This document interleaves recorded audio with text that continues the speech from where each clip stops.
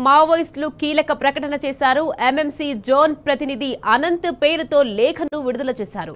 జనవరి 1న ఆయుధాలు విడిచి లొంగిపోతామని అందులో పేర్కొన్నారు. ఒక్కొక్కరు బదులుగా అందరం ఒకేసారి లొంగిపోతామని తెలిపారు. ఇక మావోయిస్టు అగ్రనేతలు మల్లోజుల ఆశన్న లొంగుబాటుతో పార్టీ బలహీనమైందని చెప్పారు. దీంతో మిగతా వారు లొంగిపోవాలన్న కేంద్రం విజ్ఞప్తితో ఈ నిర్ణయం తీసుకున్నట్లు వివరించారు.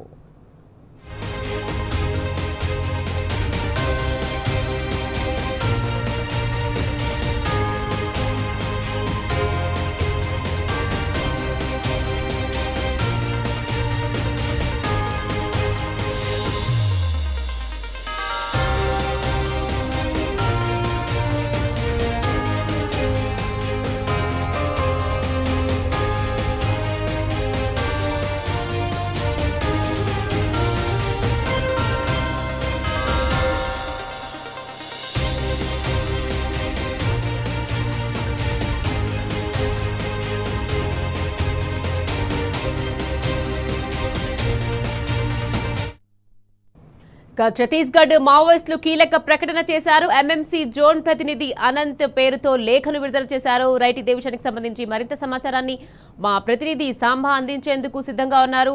సాంబా, చెప్పండి. జనవరి 1న ఆయుధాలను విడిచి లొంగిపోతామని అందులో పేర్కొన్నారు. దీనికి సంబంధించి పూర్తి డీటెయిల్స్ ఏంటి సాంబా?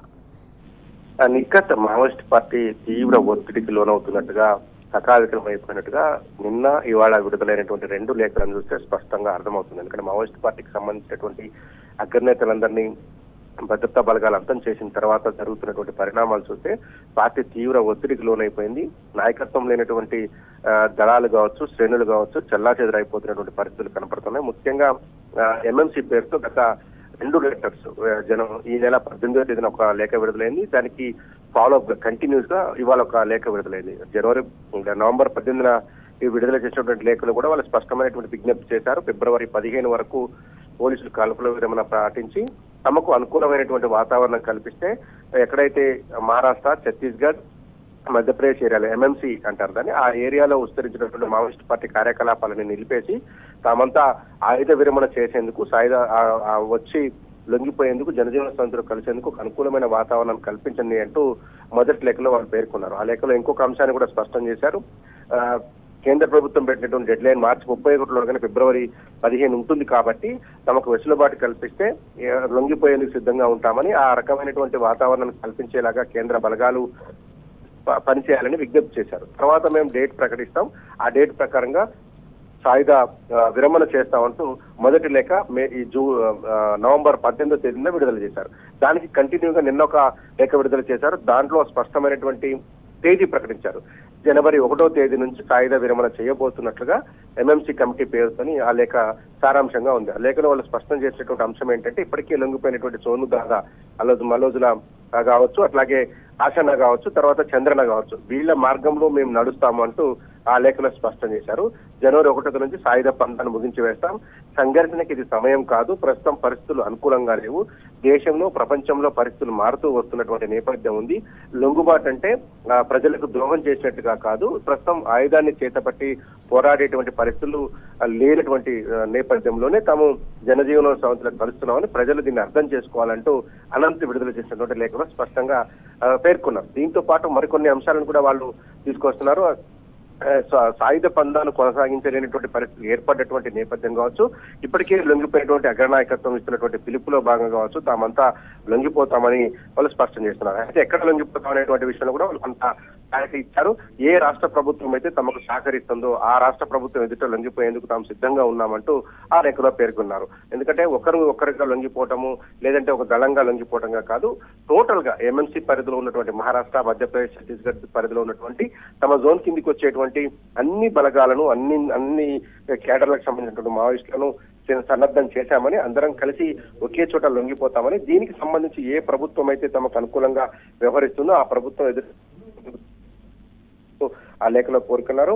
ఆయుధాలు వదులుకోవటం అంటే ప్రజలకు ద్రోహం చేయడం కాదు, ఇది సంఘర్షణకు సమయం కాదు అంటూ కూడా వాళ్ళు పేర్కొనడంతో పాటు ఆయుధాలు వదులుకోవటం అంటే ఇది ముగింపు మార్గం కాదు, మరొక పునరావాస మార్గంగా దీన్ని చూడాలి, ఇది మొదలవుతుంది తప్ప ఇక్కడ నుంచి పోరాటం ఆగదు అంటూ కూడా పేర్కొన్నారు. మొత్తంగా ఈ మావోయిస్ట్ పార్టీ ఇచ్చినటువంటి 2 లేఖలు ఏదైతే ఎంఎంసీ కమిటీ పేరుతో ఇచ్చినటువంటి లేఖలు సాయుధ పంతాను విధులు పెడుతున్నట్టుగా స్పష్టం చేస్తున్నాయి. కానీ నిన్న ఒక లేఖ వచ్చింది, అది దండకారణ్య స్పెషల్ జనరల్ కమిటీ అధికార వచ్చింది. ఆ లేఖలో మరొక కోణాన్ని వాళ్ళు ఆవిష్కరించారు. ప్రస్తుతానికైతే మావోయిస్ట్ పార్టీ జాతీయ కార్యదర్శిగా చెప్తున్నటువంటి తిప్పిరి తిరుపతి అలియాస్ దేవ్జీతో పాటు మరొక 50 మంది మావోయిస్టుల ప్రాణాలు ప్రమాదంలో ఉన్నాయి, వారిని ఏ క్షణమైనా ఎన్కౌంటర్ చేసేటువంటి ఆస్కారం ఉంది, వారి ప్రాణాలతో తీసుకొచ్చి వారిని కోర్టు ముందు ప్రవేశపెట్టాలంటూ వికల్ప్ పేరుతో నిన్న ఒక లేఖ విడుదలైంది. ఈ కర్రెగుట్టలో ఇటు ఆపరేషన్ లాంచ్ అయింది. ఇవన్నీ చూస్తుంటే మావోయిస్ట్ పార్టీకి సంబంధించినటువంటి ముగింపు దశకు చేరుకుంది పోరాటం అనేటువంటి దానికి బలం చేకూరుస్తుంతో పాటు వికల్పించినటువంటి లేఖలో స్పష్టంగా చేసినటువంటి అంశం ఏంటంటే మావోయిస్ట్ పార్టీ అగ్రనాయకత్వాన్ని కాపాడుకునేటువంటి ప్రయత్నం ఆ వికల్ప్ చేసినట్టుగా కనపడుతుంది. ఎందుకంటే ఇప్పటికే వీళ్ళంతా పోలీసులు అదుపులో ఉన్నారని దేవ్జీ సహా దేవా సహా మిగిలినటువంటి నాయకత్వం అంతా కూడా సిసి మెంబర్లు కావచ్చు, స్పెషల్ జనరల్ కమిటీ మెంబర్లు కావచ్చు, మిగిలినటువంటి పిఎల్జీకి సంబంధించినటువంటి నాయకత్వం కావచ్చు, అంతా కూడా 50 మంది ముఖ్యమైనటువంటి నాయకులు పోలీసుల అదుపులో ఉన్నారు. వారి ప్రాణాలకు ప్రమాదం ఉందంటూ దండకారణ్య స్పెషల్ జనరల్ కమిటీ చెప్తుంది. సో ఇక్కడ ఆయుధాలు విడిచేటువంటి అంశంలో 2 కాంట్రడిక్షన్స్ నడుస్తున్నాయి. ఒకటి తిప్పతి తిరుపతికి సంబంధించినటువంటి వర్గం ఇప్పటికీ పోరాట పందాన్ని కొనసాగిస్తుంది. హిడ్మా ఎన్కౌంటర్ కూడా ఆ కోణంలో జరిగినట్టుగా మావోయిస్ట్ పార్టీ స్పష్టంగా ఒక లేఖను కూడా విడుదల చేసింది. సో సంఘర్షణ వాతావరణం అయితే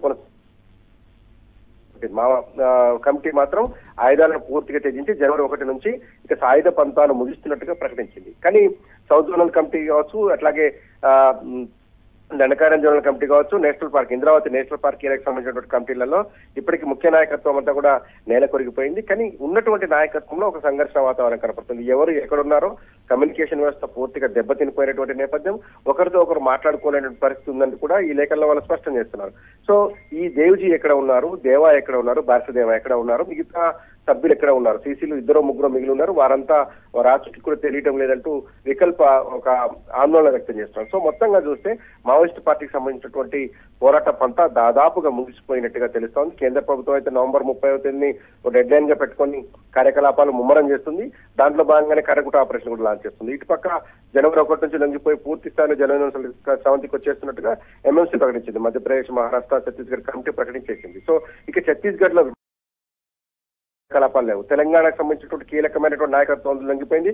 ఒక తెలంగాణ రాష్ట్ర కార్యదర్శి ఉన్నటువంటి ఆజాద్ ఆసుకి దామోదర్ ఆసుకి ఒకటి తెలియాల్సింది. సో దామోదర్ ఆసుకి తెలిస్తే కనుక తెలంగాణ కమిటీ కూడా పూర్తిగా తుడిచిపెట్టుకుపోయినట్లయితుంది. అటు ఆంధ్రప్రదేశ్ లో కార్యకలాపాలు దాదాపుగా నిలిచిపోయినాయి. సో ఆంధ్రప్రదేశ్, ఛత్తీస్గఢ్, మహారాష్ట్ర ఈ బార్డర్ లో ఉన్నటువంటి మావోయిస్ట్ పార్టీలలో ఆ 3 రాష్ట్రాలకు సంబంధించినటువంటి పార్టీ జనవరి 1 నుంచి కార్యకలాపాలు ఆపేస్తుంది. కాబట్టి తెలంగాణలో ఆల్రెడీ ముగిసిపోయిన శకమే, ఆంధ్రప్రదేశ్ లో కూడా అలాగంటి పరిస్థితి ఉంది.